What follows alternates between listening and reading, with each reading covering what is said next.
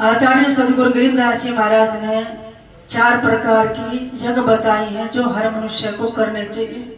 कौन सी? मेरे साथ बोलेंगे। एक यज्ञ है धर्म की, दूजी यज्ञ है ज्ञान, तीजी यज्ञ है हवन की, चौथी यज्ञ परिणाम। एक यज्ञ है धर्म की, जितनी परमात्मा ने आपको सामर्थ्य दी है उससे धर्म करिए, भंडारे करिए, किसी रोगी को दवाई दे दो, जिसके पास वस्त्र नहीं है, ठंड में ठिठुर रहा उसको वस्त्र दे दो, कोई भूखा उसको भोजन दे दो। जिस गृहस्थी के घर से 2 रोटी चाहे गाय के लिए, चाहे कुत्ते के लिए, चाहे जानवरों के लिए निकालती हैं, या एक थाल भोजन भी निकल जाए, मेरा ऐसा विश्वास है उस घर में कभी भी अन्न की कमी नहीं होगी। क्यों? एक दाने का निकास, सहस्र दाने का प्रकाश, जिस भंडारे से उपजे सो भंडारा भरपूर। जब धरती माता में हम गेहूं डालते हैं 1 एकड़ में 40 किलो, तो कितने निकलते हैं? 40-50 मन निकल जाते हैं। जब धरती माता नहीं रखती किसी का, इसी प्रकार गृहस्थी का धर्म है हमेशा अपने में से थोड़ा सा अन्न निकाल कर जानवरों को, भूखे को या संत को भोजन करा देना। दूजी यज्ञ है ज्ञान। ज्ञान का मतलब सत्संग हो रहा है, श्रवण करो, वो आपके श्रवण इंद्रिय के द्वारा हृदय में प्रवेश करेगा तो विवेक पैदा होगा, और जिसमें विवेक हो तो विचार चलेगा, और जब विचार से चलोगे तो परिवार चलेगा, परिवार चलेगा तो संसार चलेगा। तो सामाजिक जीवन में विवेक और विचार बहुत जरूरी है, तो इसलिए आपको ज्ञान की आवश्यकता। तो अगर आप सत्संग सुनते हैं तो ये ज्ञान यज्ञ है। तीजी यज्ञ है हवन की। अभी आप हवन कर रहे थे, आहुति डाल रहे थे, है ना? इस लोक में भी परलोक में भी, दोनों में उसका कल्याण होता है। इस लोक की शक्तियां प्रसन्न होती हैं, परलोक में बैठी शक्तियां भी प्रसन्न होती हैं, चारों तरफ का वातावरण शुद्ध होता है। चौथी यज्ञ परिणाम, उसमें आपका कुछ भी नहीं लगता, बस दोनों हाथ जोड़ने हैं और नमस्कार करना होता है। नमस्कार करने से क्या होता है? परिणाम से परिणाम बदल जाता है ना? क्योंकि बड़ों का आशीर्वाद मिलने से अभिवादन नित्यशीलस्य चत्वारि तस्य वर्धन्ते आयुर्विद्या यशो बल। आयु, विद्या, यश और बल, ये 4 चीज बढ़ती है। तो अगर आपके पास कुछ भी नहीं, दोनों हाथ ऐसे जोड़ लो तो नमस्कार करने से भी यज्ञ हो जाती है।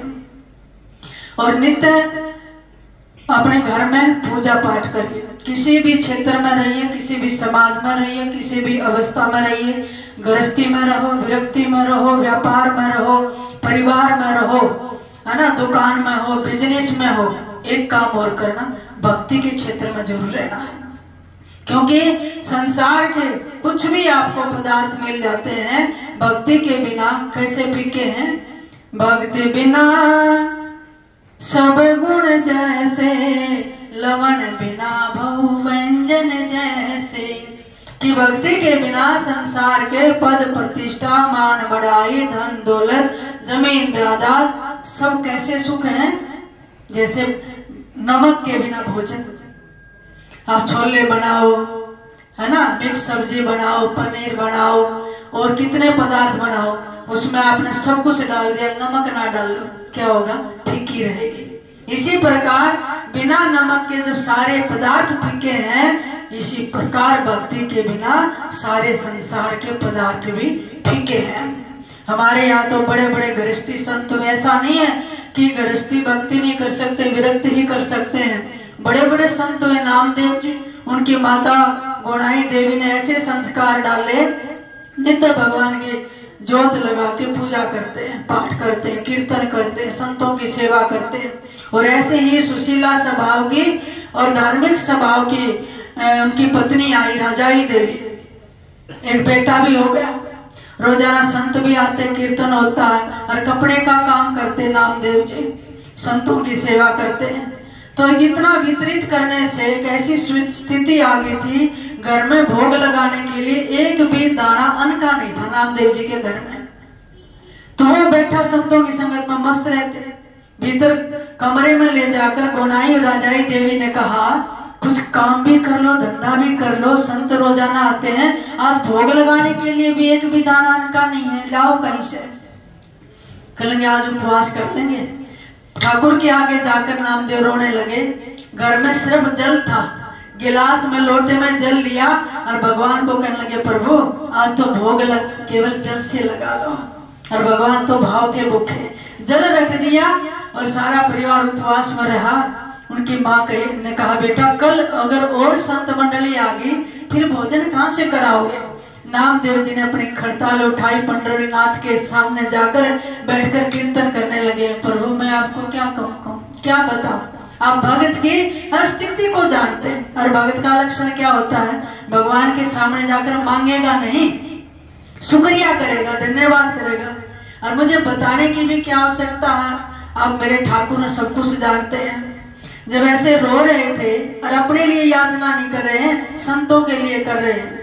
भगवान ने ऐसी लीला की, उस दिन चूल्हा ठंडा है, बेटा भी भूखा बैठा है, राजाई देख रही है कि वो भगवान के मंदिर में चले गए। माँ गोड़ाई उनको ढूंढने निकली, देखा भगवान के सामने रो रहे, आंसू पड़ रहे, कीर्तन कर रहे हैं। लेकिन देखा सामने से ही एक मंडली आ गई। सबको पता था कि नामदेव की स्थिति खराब हो चुकी है। सबने कह दिया आज मजाक करेंगे, देखो भोजन क्या कराएंगे संतों की मंडली को। लेकिन भगवान लीलाधारी भक्ति का वृद्ध छोटा नहीं करने, अपने भगत की लज्जा रखते, वृद्ध को बढ़ाते हैं। केशव सेठ का रूप धारण करके भगवान ने हाथ में सोने की असरफियों की थैली है और आकर आवाज लगाई, अरे रामा तू घर पे है या नहीं है। उसकी पत्नी भागी आई, महाराज घर पे नहीं है, पता नहीं कहाँ मंदिर में होंगे। आप कौन है? मैं उसका बचपन का साथी हूँ। क्या काम था? कि उसको कुछ धन देने आया। रजाई की आंखों में आंसू आ गए। कहने लगे हम उतारेंगे कैसे? कि उतारने के लिए नहीं, वो मेरा साथी है, उसको जरूरत है इसलिए देने आया। और जब वो थैली लेनी, महाराज आप बैठो। कहने लगे अभी समय नहीं है, फिर आऊंगा क्योंकि नामा घर पर नहीं है। उसने रजाई ने भीतर जाके उड़ेली तो सोने की बहुत सारी सैकड़ों सरपियां थी। दुकान पर भागी गई, राशन लेकर आई, सब तरह के पदार्थ भोजन बनाए और उसकी माँ उसको गोड़ाई, उसको लेकर आई। जब वापिस देखा सुगंध उठ रही रसोई से। घर में तो एक अन्न का दाना नहीं था, केवल जल था भगवान को भोग लगाने के लिए। ये भोजन कैसे तैयार किया? तब राजाई ने कहा एक केशव सेठ नाम बताया और आपका बचपन का साथी था, वही देकर गए हैं। नामदेव जी घर के मंदिर में बैठ गए, आंख बंद करके देखा तो पंडरीनाथ भगवान मुस्कुरा रहे। अरे नामा अनन्य चिंतयन्तो माम ये जना पर्युपासते तेषां नित्य भक्ता नाम योग अक्षयम वहां महम। हे नामदेव, जो अनन्य भाव से मेरा चिंतन भक्ति करता है और पूर्ण रूप से मेरे शरणागत होता है, उसका धर्महीन नहीं होने देता हूँ, उसकी लज्जा रखता, उसका योग अक्षयम मैं स्वयं वहन करता हूँ। नामदेव जी रोने लगे कि मेरे प्रभु को इतना कष्ट हुआ, मेरी इतनी चिंता है। सुन परमात्मा देकर गए, क्योंकि नामदेव की ऐसी भक्ति थी, साक्षात 72 बार भगवान उनके सामने प्रकट हुए थे। इस धरती का सबसे पहला भगत है। भक्तों में नामा बड़े, तीनों कला कबीर। आज तक भक्तों में सबसे बड़े नामदेव जी हुए, गृहस्थी संत। और फिर नामदेव ने कहा इस पर केवल मेरा अधिकार नहीं है। इतने में संत आ गए और भी संतों को निमंत्रण दे दिया और बहुत बड़ा नामदेव जी ने उन सर्पियों से भंडारा दिया। और उसके बाद कभी भी नामदेव के घर में कमी नहीं आई। फिर भागे गए और भगवान के मंदिर में जाकर भगवान का शुक्रिया करने लगे। क्या कहने लगे? तूने मुझे दाता बहुत कुछ दिया है, तेरा शुक्रिया है, तेरा शुक्रिया है। तूने मुझे दाता बहुत कुछ दिया है, तेरा शुक्रिया है, तेरा शुक्रिया। अपने घर के मंदिर में बैठ के भगवान से शुक्रिया किया करो। प्रभु आंखें दी हैं तभी तो देख रहे हैं, कान दी हैं आपकी वाणी सुन रहे हैं, हाथ दिए हैं अच्छे सत्कर्म कर रहे हैं, जीभ दी है आपका नाम उच्चारण कर रहे, पैर दिए हैं तो दौड़ रहे हैं, भाग रहे हैं। ऐसे भी तो लोग हैं आंखों से अंधे हैं, बेचारे देख नहीं पाते, कान है लेकिन बहरे हैं, सुन नहीं पाएंगे, जीभ गूंगे हैं लेकिन भगवान का नाम उच्चारण नहीं कर पाते। अपन को देखा बेचारा लेकिन चल नहीं पाता, किसी के हाथ नहीं है जन्म से। ऐसे शुक्रिया किया करो। और क्या क्या दिया आपने? ये जायदाद दी है, ये औलाद दी है, मुसीबत में तो मैंने ही इमदाद दी है। तेरा ही दिया मैंने खाया पिया है, तेरा शुक्रिया है, तेरा शुक्रिया। ये जमीन तादाद, ये औलाद, और जब भी मुसीबत आई उसमें एक विश्वास, एक इमदाद आपने तो पैदा किया। थाली भोजन की आगे आ जाए तो नमस्कार करो, प्रभु आपका ही दिया हुआ खा पी रहा हूं। नहीं तो ऐसे भी लोग हैं, जब मैं सड़क से निकलता हूं तो भूखे प्यासे हाथ में कटोरा लेकर फैलाते हैं। कोई दूध का दे देता, कोई 1 रुपया दे देता, कोई बिस्कुट का पैकेट दे देता, लेकिन मेरे मालिक इतना सुंदर भोजन आपने मेरी थाली में रख दिया। तेरा शुक्रिया है, तेरा शुक्रिया है। ना मिलती अगर दी हुई दाद तेरी, तो क्या थी जमाने में औकात मेरी। ये बंदा तो तेरे सहारे जिया है, तेरा शुक्रिया है, तेरा शुक्रिया। मेरे को कौन जानता था जमाने में प्रभु, आपने ही औकात दी है, आपको ही दाद देता हूँ। अनेक विपरीत परिस्थितियां आई, जब कोई संबल नहीं था, इस नदी की संकटों की धारा में बहते हुए जा रहा था, लेकिन तूने भुजा पकड़ के संभाल लिया, सहारा दिया।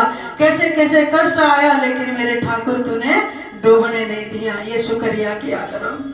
मेरा ही नहीं तो सबका है दाता, सबको सभी कुछ देता दिलाता।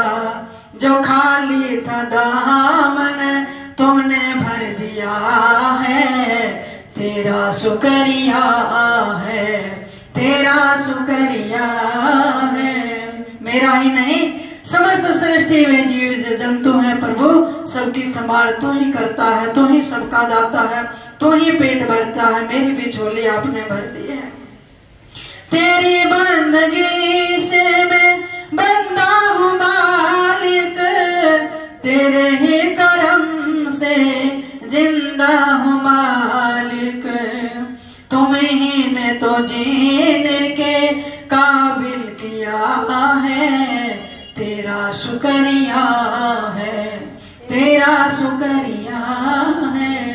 कितने बड़े बड़े संकट आते हैं, जीने का कोई आसरा नहीं था, लेकिन प्रभु तूने आसरा दिया है, जीने का मुझे काबिल बना दिया, इसलिए मैं आपका शुक्रिया करता हूँ। मेरा भूल जाना पर तेरा ना भुलाना, तेरी रहमतों का कहाँ है ठिकाना।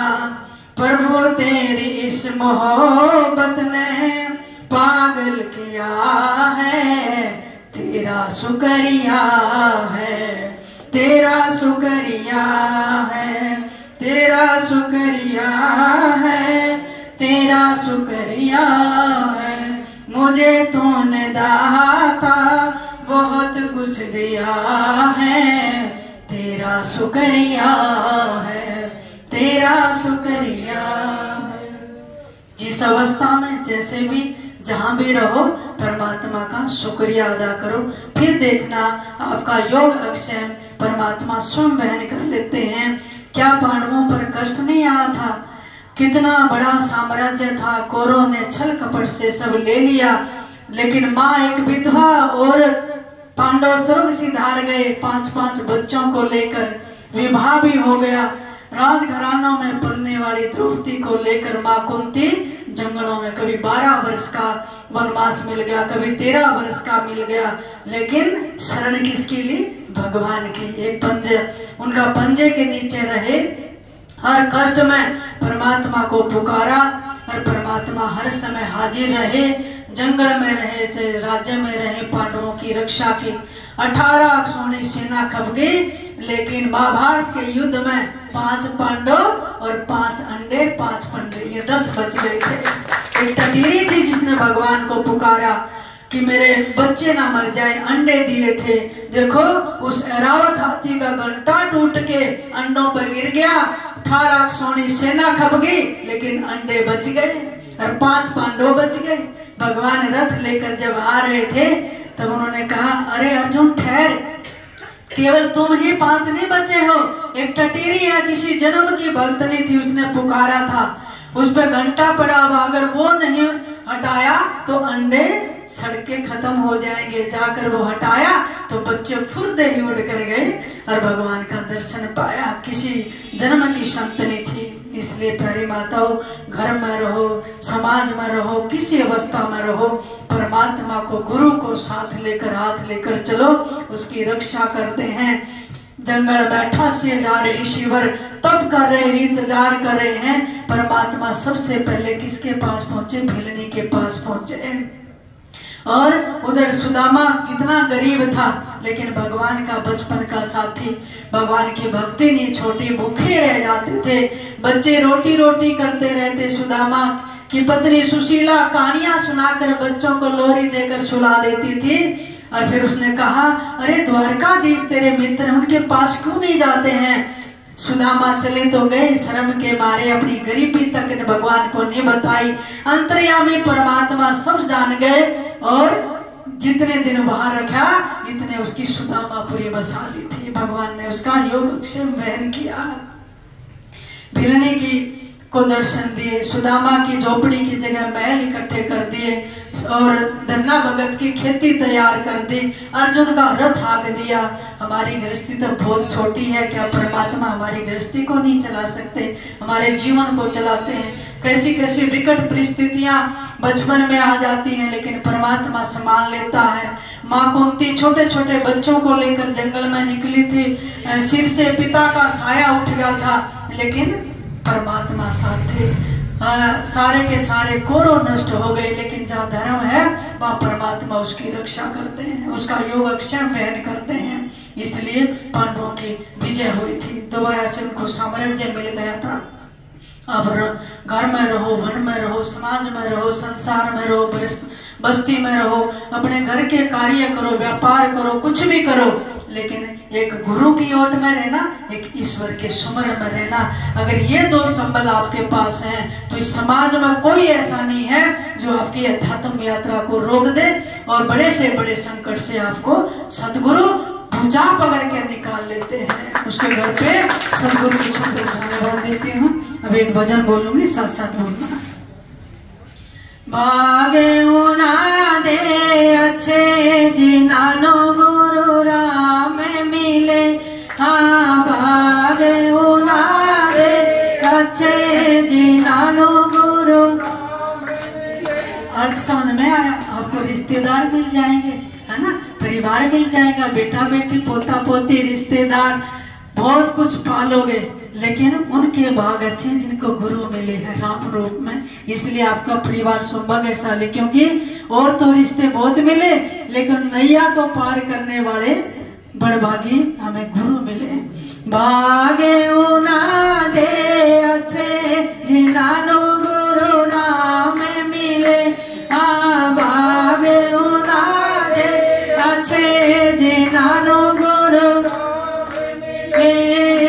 भिलनी भगतनी सबसे प्यारी, भिलनी भगतनी सबसे प्यारी, बेर खिलाए खटे जिनानो गुरु राम, हाँ बेर खिलाए खटे जिनानो राम मिले, हाँ भाग उना दे अच्छे जिनानो गुरु विपर सुदामा मित्र बनाया, विपर सुदामा मित्र बनाया, चावल लगाए पके जिनानो गुरु राम मिले, हाँ चावल लगाए पके जिनानो गुरु राम मिले, हाँ भाग अच्छे जिनानो गुरु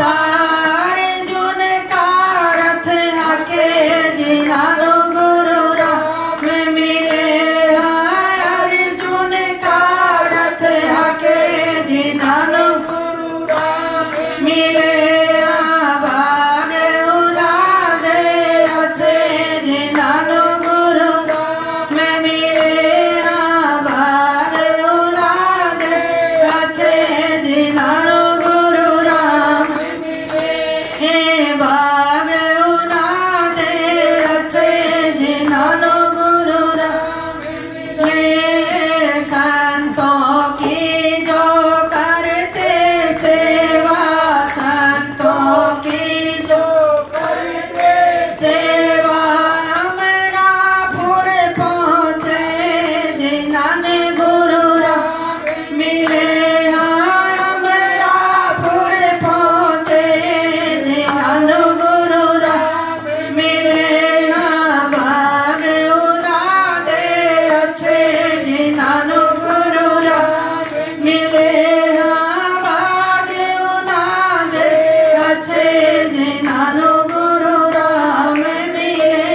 बोलिए सतगुरुदेव भगवान गुरुदेव भगवान सतगुरु कबीर साहब जी महाराज सतगुरु गरीबदास जी महाराज सर्व संतों सर्व भक्तों बोलिए अपने गुरुदेव भगवान